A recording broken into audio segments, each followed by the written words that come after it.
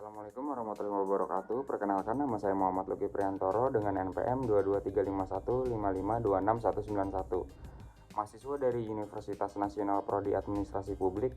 Di sini saya akan menjelaskan materi ke-6 untuk memenuhi tugas 1 dari mata kuliah Sistem Administrasi Indonesia, yaitu dengan judul Tatanan Organisasi di Tingkat Pusat. Prinsip pengorganisasian aparatur pemerintah. Pengorganisasian adalah kata kerja dari organization, yang berarti suatu susunan yang terdiri dari bagian-bagian yang dipadukan secara sistemik dan saling mengikat, saling tergantung dan secara total diarahkan ke suatu tujuan tertentu. Terdapat prinsip-prinsip perorganisasian aparatur pemerintah yang dapat dijadikan acuan pokok dasar pemikiran Winardi 2003 sebagai berikut. Yang pertama, kejelasan tentang harapan kerja individual dan tugas-tugas yang terspesialisasi. Yang kedua, pembagian kerja, menghindari duplikasi, konflik, dan penyalahgunaan sumber daya. Yang ketiga, terbentuknya arus aktivitas kerja yang logikal. Yang keempat, saluran-saluran komunikasi yang mapan, yang membantu pengambilan keputusan dan pengawasan. Yang kelima, mekanisme-mekanisme yang terkoordinasi, yang memungkinkan tercapainya harmoni antara para anggota organisasi yang terlibat dalam aneka macam kegiatan.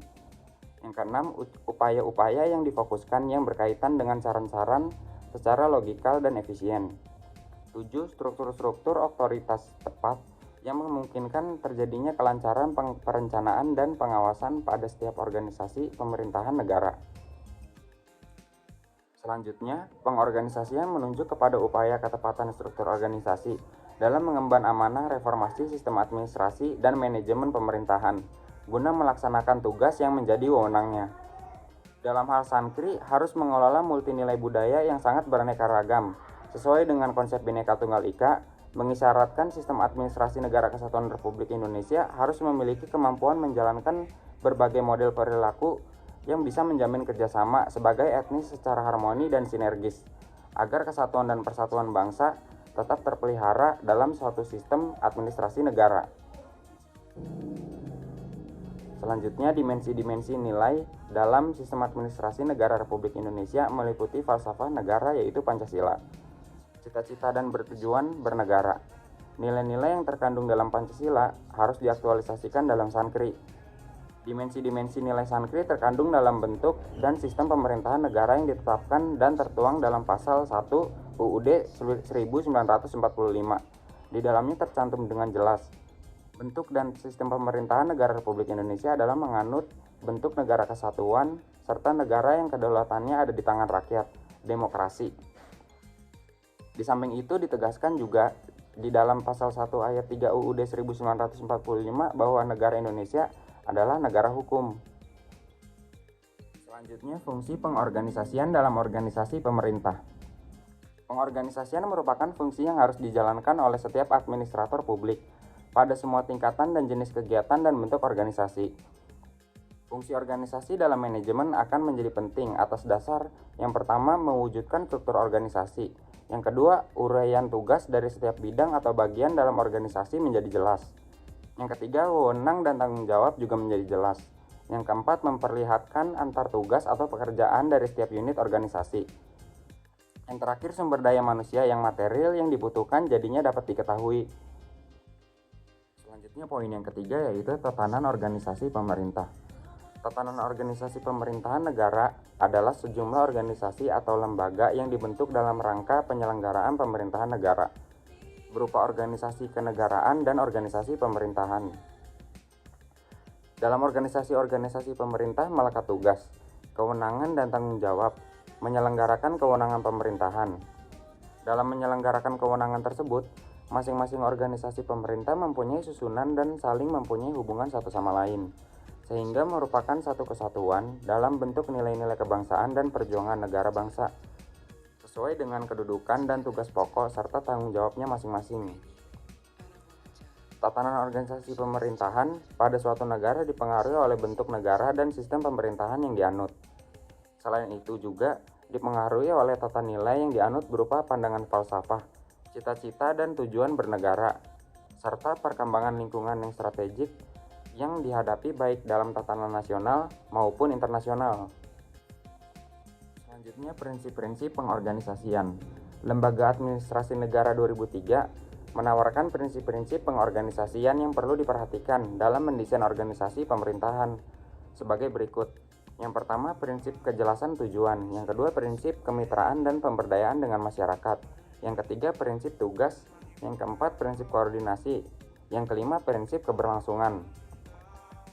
Yang keenam, prinsip proporsionalitas. Yang ketujuh, prinsip keluasan. Yang kedelapan, prinsip penyerahan wewenang. Yang kesembilan, prinsip rentang kendali. Yang kesembilan, prinsip jalur dan staf. Yang kesepuluh, prinsip kejelasan dalam pembangunan. Dan yang terakhir, prinsip legalitas. Yang pertama, prinsip spesialisasi kerja. Prinsip ini sering disebut juga prinsip pembagian kerja atau division of work. Ada juga yang menyebutnya division of labor. Yang dimaksud dengan spesialisasi kerja adalah pembagian tugas-tugas atau pekerjaan yang kompleks menjadi beberapa subpekerjaan atau bagian kepada karyawannya. Setiap karyawan dilatih untuk melakukan tugas-tugas tertentu yang berkaitan dengan spesialisasinya, sehingga mereka memiliki kualifikasi dan kemampuan yang berkaitan dengan tugas-tugas yang diberikan tersebut. Keuntungan dari spesialisasi pekerjaan atau pembagian kerja ini adalah meningkatkan produktivitas dan dapat melakukan pekerjaan dengan efisien, karena setiap karyawan melakukan tugas yang sama setiap harinya, sehingga kecepatan kerja dan kualitas kerja dapat terjaga dengan baik. Namun di sisi lain, ketergantungan organisasi terhadap karyawan tersebut akan menjadi sangat tinggi dan juga menimbulkan kebosanan karyawan yang rutinitas pekerjaan yang sama dan berulang-ulang. Kebosanan karyawan akan rutinitas pekerjaan yang sama dan berulang-ulang menyebabkan tingginya tingkat ketidakhadiran atau absen dan tingkat pergantian tenaga kerja yang tinggi juga. Oleh karena itu, banyak perusahaan atau organisasi yang melakukan rotasi pekerjaan untuk mengurangi ketergantungan pada orang-orang tertentu dan untuk menghindari kebosanan akan rutinitas yang berulang-ulang. Kedua, ada prinsip otoritas atau wewenang.